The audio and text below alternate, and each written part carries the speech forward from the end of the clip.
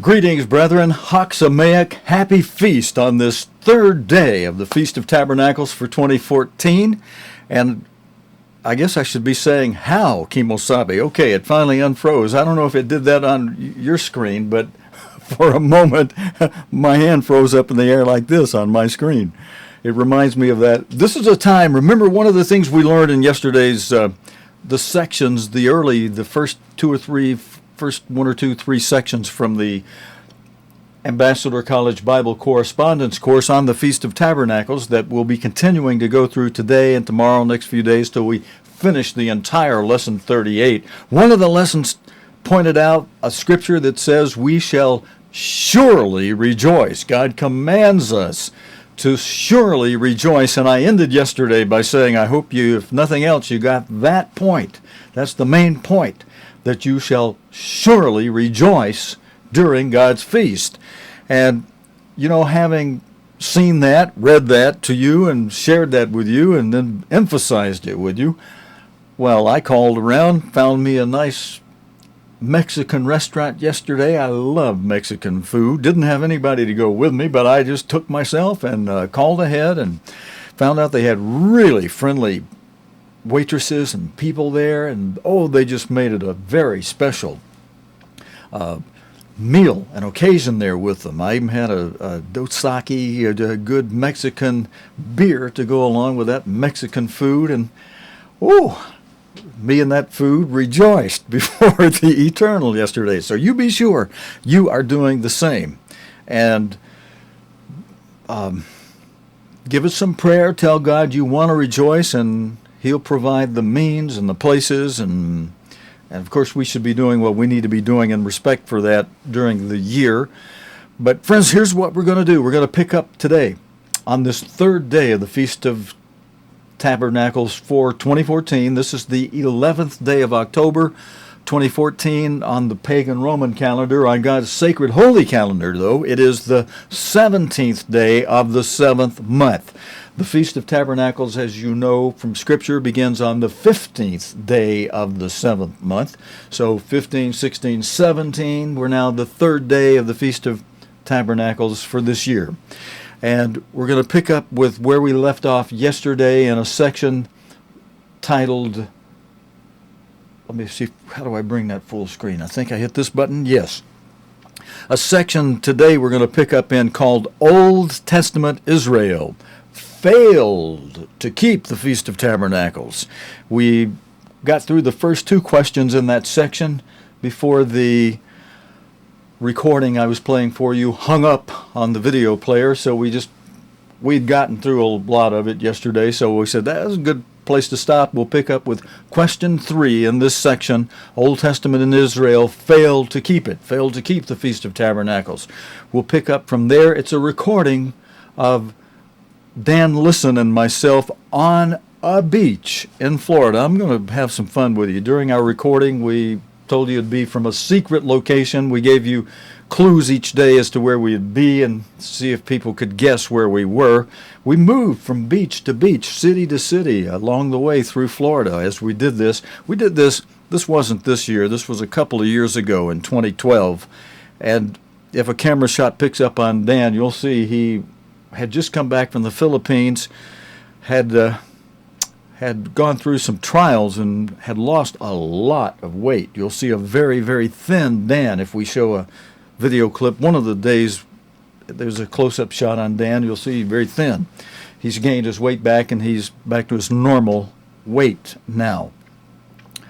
Normal for him is a very healthy weight, too, by the way. But, friends, let's go for it. This is a regular Sabbath day today during the feast. It's regular Sabbath, weekly Sabbath, but it's a little special in the sense that it's the weekly Sabbath during the days of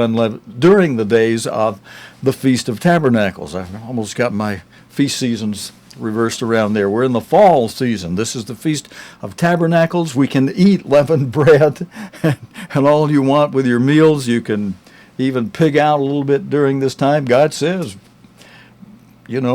rejoice and have at it.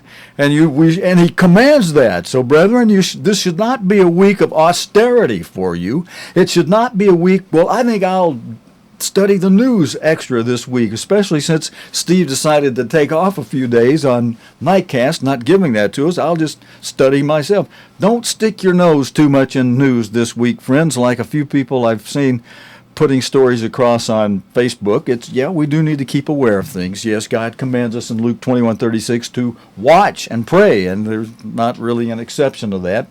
But there is a respite this week. We are commanded to rejoice this week, and if the news, like some of you have told me, makes you feel bad during the year, which in fact, prior to Christ's return, it's supposed to. So we pray with our heart, thy kingdom come. But this week, we get a respite. It's almost as if the kingdom were here. We're celebrating it as if it were here this week. So don't treat this like a normal week. And if the news burdens your heart over much, as sometimes in the regular course of the year it does, as the way things are going, and we should be crying out because of that, let off of it this week. Back off from it. If there's anything significant and serious that you should know about, if you're watching here every day during the feast, I'm going to try to keep these relatively short, especially if you're attending somewhere, you're away with a group, you're in a hotel, you come back, you just want to catch up on a little bit.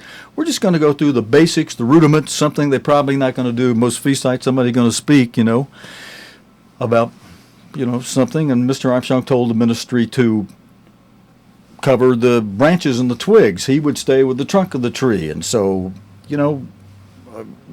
what we're going to do here is the rudiments, the basic, and we'll just scoot through it from the correspondence course. But this is something good to keep in the mind. But if there's some news you should know about, as your watchman, I can't stay away from the news all week and then try to pick it up after the feast, because there'll be a gap. I'll have a loss as to how to connect all the dots together if I don't kind of keep up with it every day. So if I see something as your watchman here, you make me voluntarily your news watchman.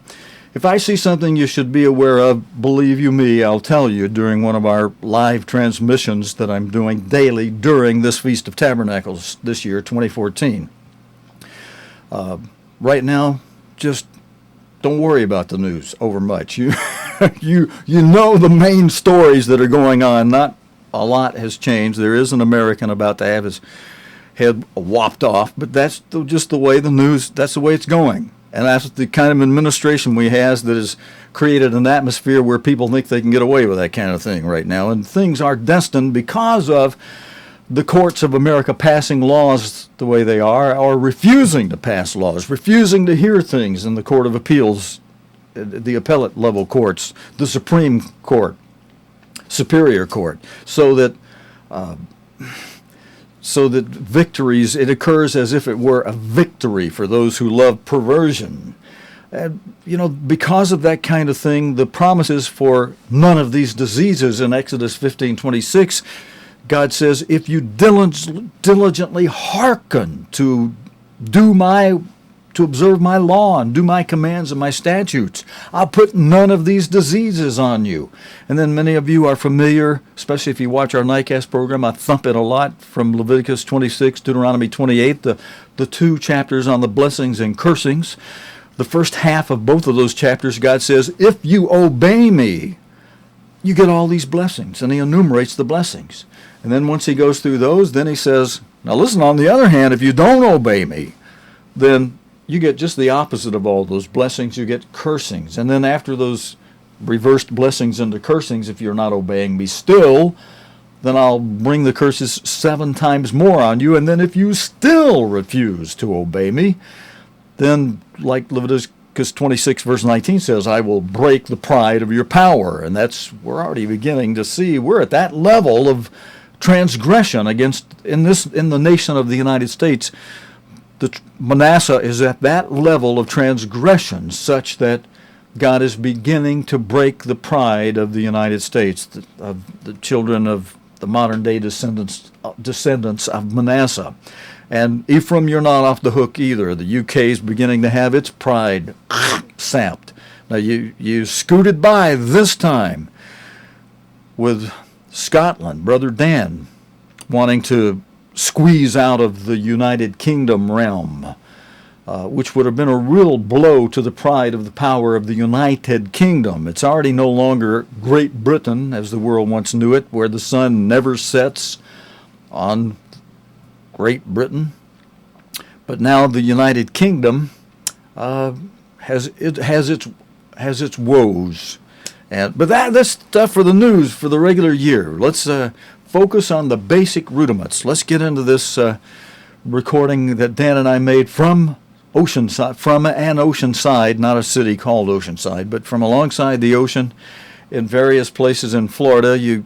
We'll give you a clue as to where we were today. There's a real big clue in as I tell you during the video, in the hat that I was wearing here.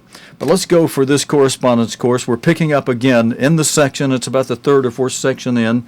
We're picking up with question 3 from the section entitled Old Testament Israel Failed to Keep It.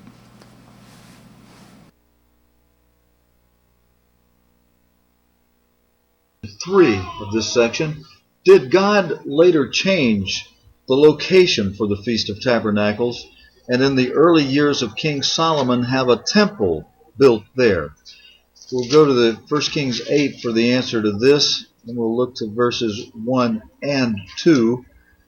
Did God later change the location for the Feast of Tabernacles, and in the early years of King Solomon have a temple built there?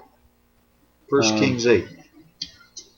Then Solomon assembled the elders of Israel and all the heads of the tribes to the chief of the fathers of the children of Israel unto King Solomon in Jerusalem, that they might bring up the ark of the covenant of the Lord out of the city of David, which is Zion, themselves unto King Solomon at the feast in the month of Ethanim, which is the 7th month. Did Solomon call the people early to the feast to spend a week in dedicating the newly finished temple? Verse 65. Verse 65, and at that time Solomon held a feast, and all Israel with him, a great congregation, from the entering in of Hamath unto the river of Egypt before the Lord our God, 7 days, and 7 days, even 14 days. And question 4 in this section. But had Israel ever completely filled God's instructions concerning the Feast of Tabernacles after the death of the one generation who personally witnessed God's miracles? We're going to Nehemiah 8 and verse 17 for the answer to this question.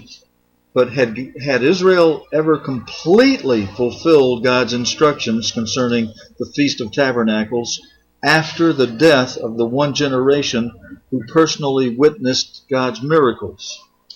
Verse 17, and all the congregation of them that were come out of the captivity made booths, and sat under the booths, for since the day of Jeshua, the son of Nun, unto that day, had not the children of Israel done so, and there was very great gladness.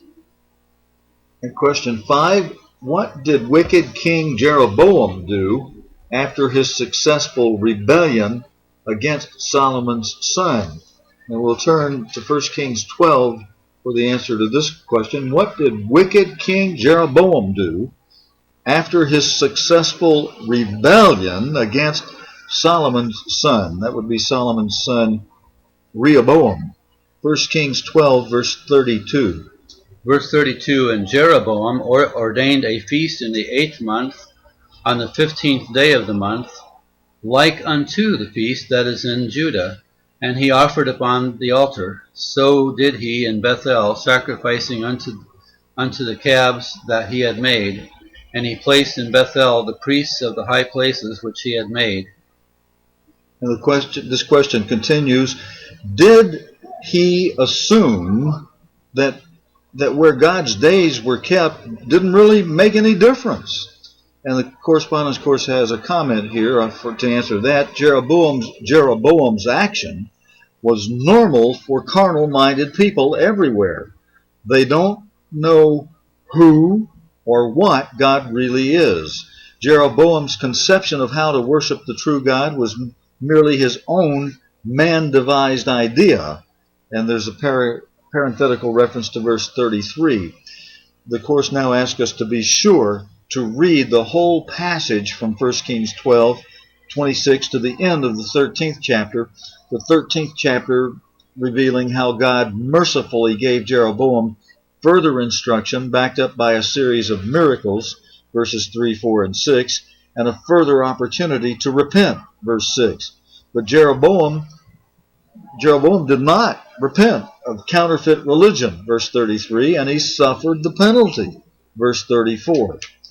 Now, question 6 in this section of the Correspondence course: why did God finally cause Israel and Judah to be summarily deported to foreign lands?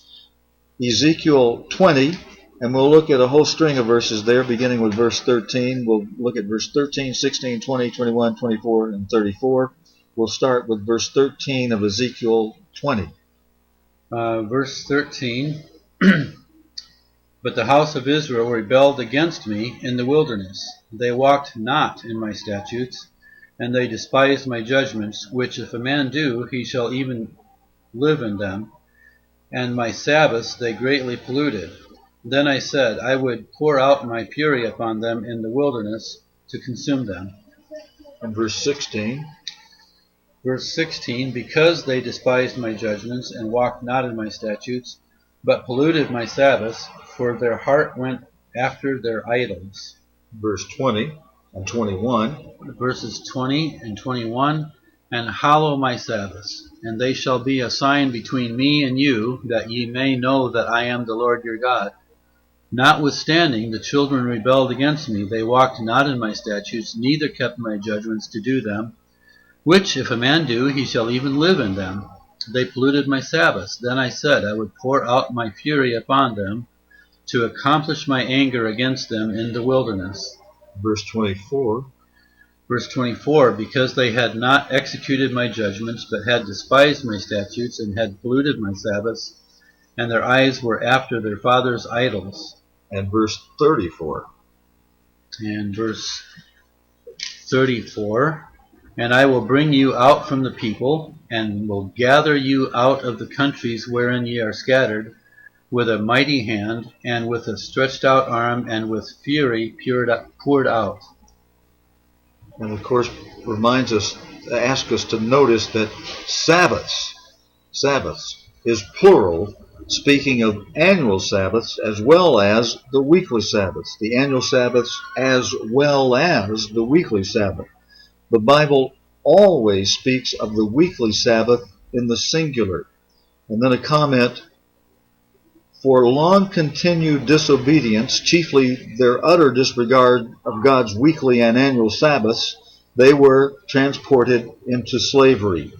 It is these days, brethren, that point the way to salvation. Those who refuse to keep God's holy days soon forget the true God. They soon forget the true God. At length, God swore in his wrath, quote, with a stretched out arm and with fury poured out will I rule over you, and I will bring you out from the people, and will gather you out of the countries wherein you are scattered. And you shall know that I am the Lord when I shall bring you, parenthesis, again, still today in the future, when I shall bring you into the land of Israel, into the country for the which I lifted up mine hand to give it to your fathers. And that in the Correspondence course from parenthesis Ezekiel 20 verses 33 through 34 and verse 42. And a photo, inset photo, has a caption that reads, Jeroboam set up pagan altars at Dan and Bethel to lead Israel away from keeping the Feast of Tabernacles in Jerusalem. Now question 7 of this section. Had the pitifully small remnant of Jews who returned from Babylon under Ezra and Nehemiah learned that he is the Lord? Nehemiah 8, verse 1. Verse 1, And all the people gathered themselves together as one man into the street that was before the water gate, And they spake unto Ezra the scribe to bring the book of the law of Moses, which the Lord had commanded to Israel. And a comment right there following that in the correspondence course, brethren, is after 70 years of captivity, God had become real to those few Jews. They now knew He was really God, who had promised happiness, abundance, and continued rejoicing for obedience, and had vividly pictured for them in the same book of the law curses and wretchedness to follow disobedience. Deuteronomy 28 for that. Question 8 now, did they immediately begin to keep God's holy days? Nehemiah 8 verses 2, 14, and 18. Verse 2, And Ezra the priest brought the law before the congregation, both of men and women, and all that could hear with understanding upon the first day of the 7th month. Verse 14. Verse 14, And they found written in the law, which the Lord had commanded by Moses, that the children of Israel should dwell in booths in the feast of the 7th month. And verse 18. Verse 18, Also, day by day, from the first day until the last day, he read in the book of the law of God, and they kept the feast 7 days. And on the 8th day was a solemn assembly according to unto the manner.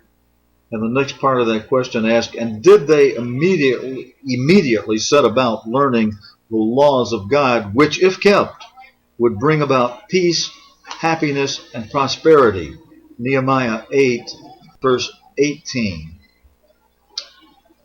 Verse 18, Yea, when they had made them a molten calf, and said, This is thy God that brought thee up out of Egypt, and had wrought great provocations. I think Dan may have read the wrong verse here. Also day by day, from the first day unto the last day, he read in the book of the law of God, and they kept the feast 7 days, and on the 8th day was a solemn assembly according unto the manner. 11. Verse 10, And Moses commanded them, saying, At the end of every 7 years, in the solemnity of the year of the release, in the Feast of Tabernacles, verse 11, When all Israel is come to appear before the Lord thy God in the place which he shall choose, thou shalt read this law before all Israel in their hearing.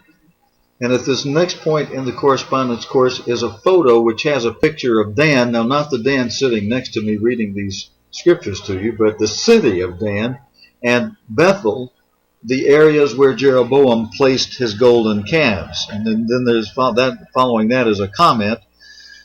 Because of personal experience, the holy days now held graphic meaning for the few thousand Jews who returned from captivity. Their eyes were open, symbolic of the world's people after the second coming of Christ. And now the next section, and then brethren, we'll just do this section, and then we're going to break and ask you to do what we plan to do, go out and rejoice somewhere and doing something you really enjoy doing, that we're able to do during this festival time. And then we'll continue after this section tomorrow. The first question in this section is, during Jesus Christ's life as a man, were some of the descendants of the returned Jews still faithfully keeping the Feast of Tabernacles? John 7, verse 2. Verse 2, Now the Jews' Feast of Tabernacles was at hand. And then a comment following that is, John called it the Jews' feast because he wrote mainly for the Gentile born. Before conversion, the Gentiles saw the feast only as a part of the quote-unquote different religion of the Jews. Israel had lost God's holy days. Only Judah had preserved the Old Testament scriptures. Now, question 2, what unmistakable command did Jesus give his half-brothers? John 7, verse 8. Verse 8, Go ye up unto this feast. I go not up yet unto this feast, for my time is not yet full come. And question 3, did Jesus himself keep the feast? Verse 10. Verse 10, But when his brethren were gone up, then went he also up unto the feast, not openly, but as it were in secret. did everyone know that Jesus always kept all of God's feast and was certain to be there? Verse 11. Verse 11, then the Jews sought him at the feast and said, where is he? A comment following that. Note that Jesus' purpose in going up to Jerusalem, was not merely to preach and teach people.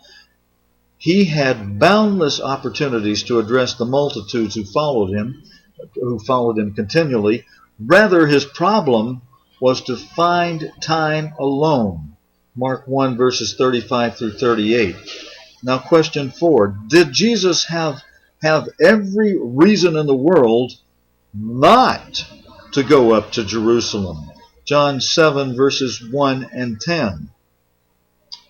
Verse 1, after these things Jesus walked in Galilee, for he would not walk in Jewry, because the Jews sought to kill him. A comment in the Correspondence, course 38, following that is, Jesus had been present at the feast from the first day, although he didn't stand up to teach until near the middle of the 7 days, verse 14. He had arrived secretly and remained out of the limelight because the established religious leaders were seeking, out of jealousy, to kill him. Question 5. Was he merely following Old Testament practice, or was he setting a New Testament example? Matthew 28, we'll look at verse 20 there, and then we'll also look at 1 Peter 2 and 1 John 2. But first, to answer this question, from Matthew 28, verse 20, was he merely following Old Testament practice, or was he setting a New Testament example? Matthew 28, verse 20. Verse 20, teaching them to observe all things whatsoever I have commanded you, and lo, I am with you always, even unto the end of the world. Amen. And 1 Peter 2:20 for that same question, was he merely following Old Testament practice, or was he setting a New Testament example? 1 Peter 2 and verse 21 of 1 Peter 2. Verse 21, for even hereunto were ye called, because Christ also suffered for us, leaving us an example, that you should follow his steps. And 1 John 2, for that same question, we'll look at verses 4 through 6. Again, the question, brethren, number 5 is, was he merely following Old Testament practice? Or was he setting a New Testament example? 1 John 2, verses 4 through 6. Verse 4, he that saith, I know him, and keepeth not his commandments, is a liar, and the truth is not in him. Verse 5, but whoso keepeth his word, in him verily is the love of God perfected. Hereby know we that we are in him. Verse 6, he that saith he abideth in him ought himself also so to walk, even as he walked. Comment, with such dangerous circumstances, if ever there's an excuse not to attend one of God's feasts, surely this was one. But Jesus was there, boldly setting us an example that we should do likewise. He always condemned the, quote, tradition of the elders, Matthew 15, verses 2, 3, 6, and 9. He always made it plain and clear that God's laws were still binding, and went on to magnify them. We're asked next to compare Matthew 5, verses 21 and 22. And we're comparing that to the verses we just read, and the lead-in to that is Jesus always condemned the tradition of the elders, referenced in Matthew 15, 2, 3, 6, and 9. He always made it plain and clear that God's laws were still binding, and Jesus went on to magnify them. Matthew 5, 21 and 22. Verse 21, ye have heard that it was said by them of old time, thou shalt not kill. And whosoever shall kill shall be in danger of the judgment.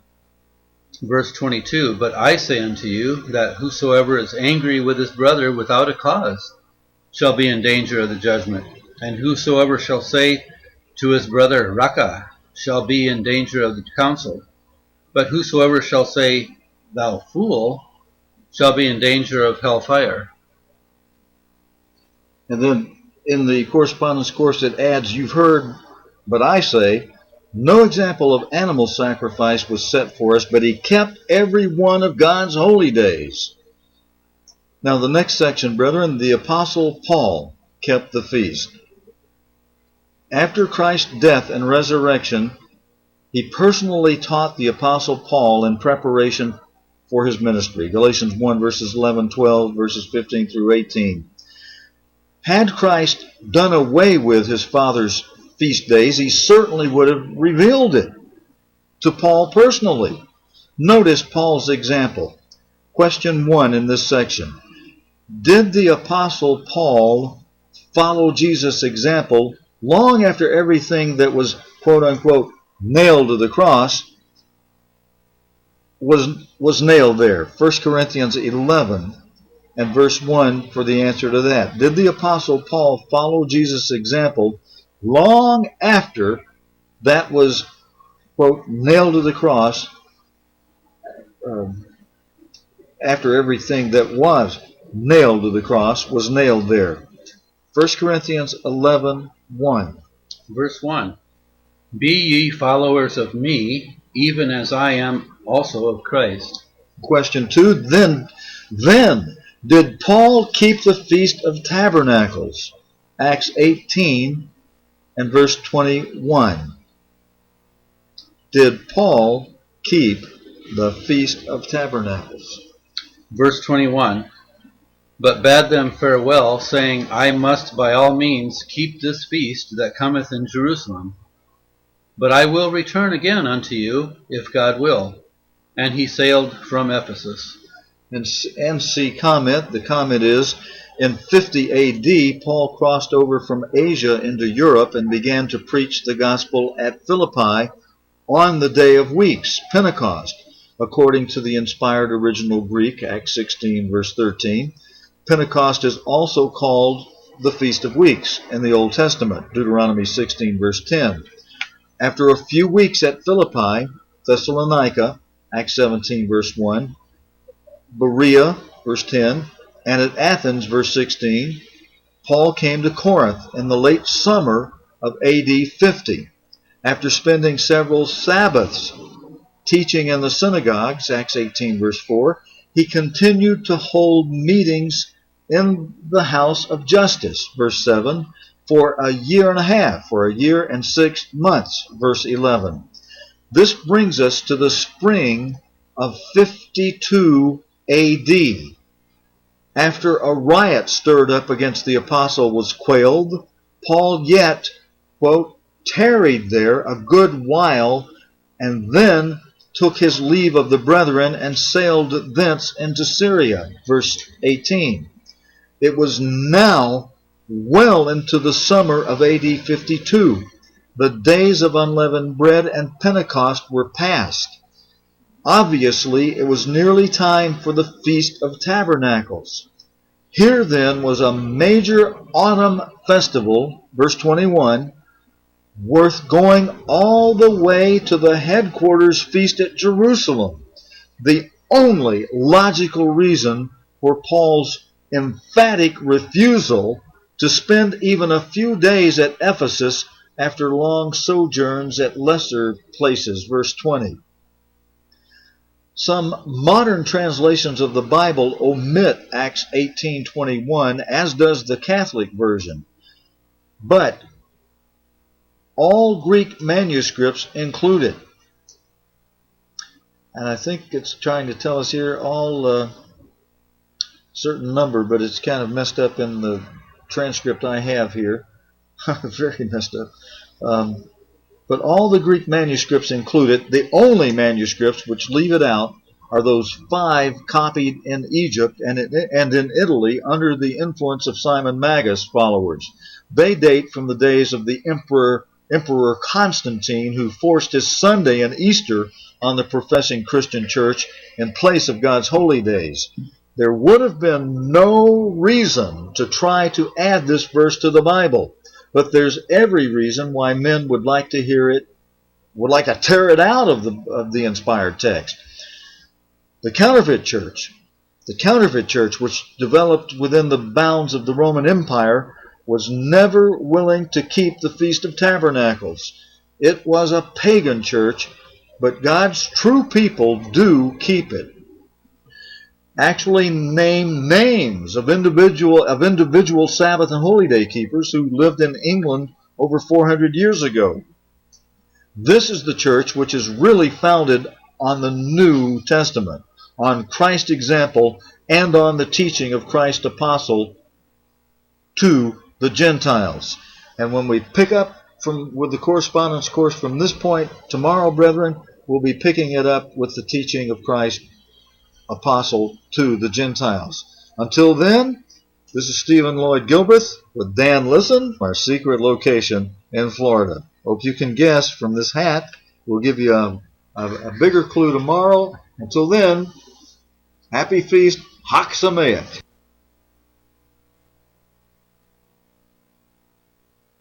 Okay, brethren, and we're going to, as I promised you, we're going to sing a song, a hymn together, and then we'll close up our little live transmission for today, which primarily featured these three sections from the Ambassador College Bible Correspondence Course, lesson number 38 from the 58 volume edition.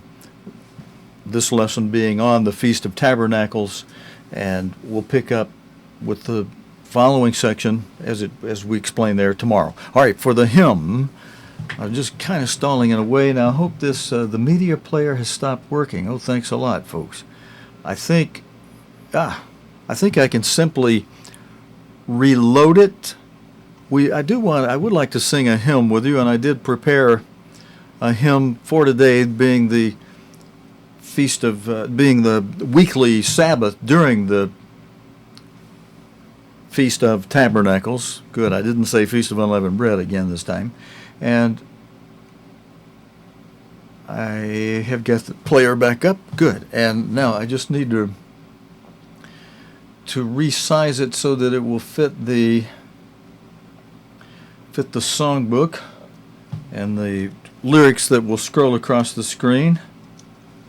And I think I was able to do that after reloading that player. Okay, let's see. Let me just test it out real quick, brethren, and see if we've got on the screen here what we need. Yes, we do. So let's all sing together this hymn from Psalm 9. It's on page 8 if you want to use your own purple hymnal. It's on page 28 in the blue hymnal, and the words will scroll across the screen. And we do have the Ambassador College Chorale singing along with the piano accompaniment. So we have chorale accompaniment with this. The hymn entitled, I Will Praise Thee, O Eternal. Let's all sing along together. We'll be back again tomorrow, friends, after this.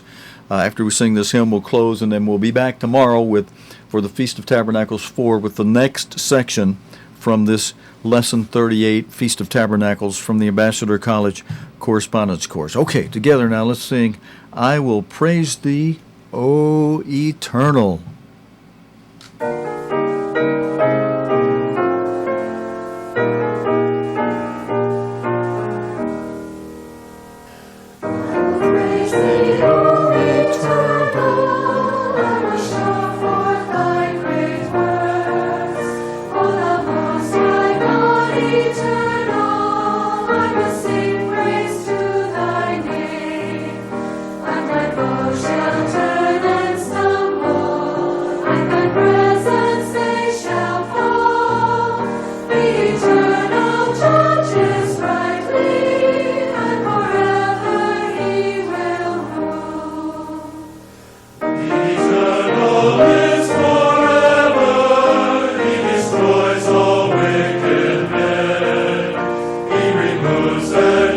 Forever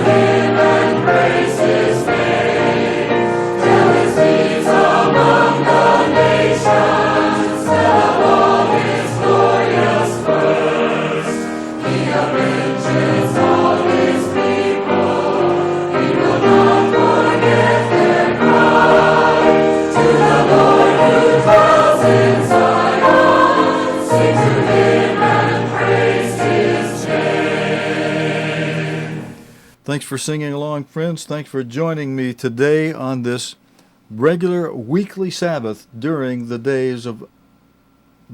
Feast of Tabernacles. The third day today of the Feast of Tabernacles, October 11, the 17th day on the 7th month. We'll be back tomorrow picking up with Lesson 38. Go out there and keep in mind it is a regular Sabbath, but it's also a regular weekly Sabbath during the days of the Feast of Tabernacles, a time that we are to rejoice. So rejoice, brethren. See you tomorrow. Bye-bye.